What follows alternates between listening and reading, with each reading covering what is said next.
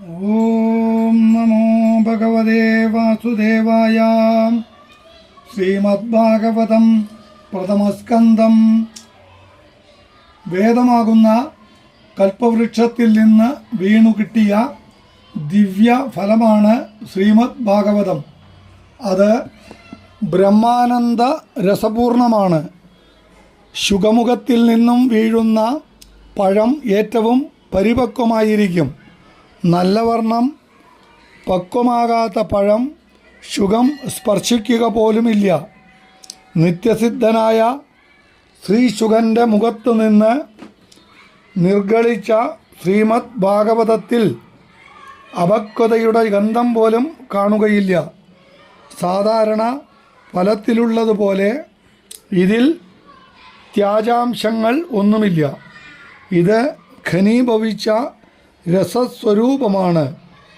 ഹേ രസജ്ഞന്മാരെ, ഹേ ഭാഗ്യവാന്മാരെ, ഈ ഭാഗവതാമൃതം നിരന്തരം പാനം ചെയ്താലും ഇത് ജീവൻ മുക്തിയിൽ പോലും ത്യാജമല്ല. ഇതിൽ 12 സ്കന്ധങ്ങളുണ്ട്. ആദ്യത്തെ സ്കന്ധത്തിൽ ശ്രോതാവിൻ്റെയും വക്താവിൻ്റെയും ലക്ഷണമാണ് കാണിക്കുന്നത്. പരമവിരക്തനും പരമഭക്തനുമായ പരീക്ഷിത്താണ് ശ്രോതാവ്. പരമജ്ഞാനിയും ഭക്താവതംസവുമായ ശ്രീശുകനാണ് വക്താവ്. അതുകൊണ്ട് ഭാഗവത ശ്രവണ കീർത്തനാദികൾക്കുള്ള ഉത്തമ അധികാരി വിരക്തനും വിവേകിയും ഭക്തനുമാണെന്ന് കാണിക്കുന്നു. 1-ാം അധ്യായം. ഭഗവത് ലീലാ ശ്രവണ തൽപരന്മാരായ ശൗനകാദി മഹർഷിമാർ നൈമിഷാരണ്യത്തിൽ വച്ച് സൂതനോട് 6 ചോദ്യങ്ങൾ ചോദിക്കുന്നു. ഇതാണ് പ്രഥമാധ്യായമായ വിഷയം. 1. ശാസ്ത്രത്തിൻ്റെ പരമസാരം എന്ത്? 2. കരുണാനിധിയായ ഭഗവാൻ എന്തിനു വേണ്ടി ശ്രീ ദേവകീ ദേവിയിൽ അവതാരം എടുത്തു? 3. ആ കരുണാർണവൻ്റെ മഹത്തായ കർമ്മങ്ങൾ എന്തൊക്കെയാണ്? 4. അവിടുത്തെ ലീലകൾ ഏതെല്ലാം? 5. ശ്രീകൃഷ്ണചന്ദ്രൻ്റെ അവതാര ലീലകൾ ഏതെല്ലാം? 6. അവിടുത്തെ അന്തർധാനശേഷം ധർമ്മം എന്തിനെ അവലംബിച്ച് നിൽക്കുന്നു? 2-ാം അധ്യായം.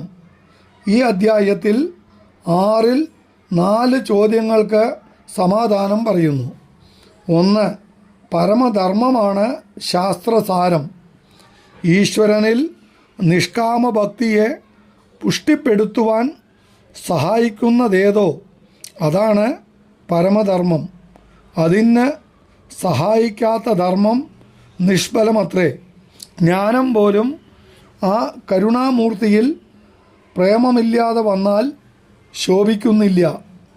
അപ്പോൾ ഭഗവദ്ദർപ്പിതമല്ലാത്ത വെറും കർമ്മങ്ങളുടെ കഥ പറയാനുണ്ടോ?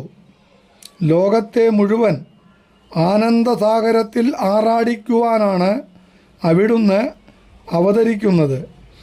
ബ്രഹ്മാ വിഷ്ണു മഹേശ്വരാദിരൂപേണ പ്രപഞ്ചത്തിൻ്റെ സൃഷ്ടി സ്ഥിതി സംഹാരങ്ങൾ നിർവഹിക്കുകയാണ് അവിടുത്തെ മഹത്തായ കർമ്മങ്ങൾ.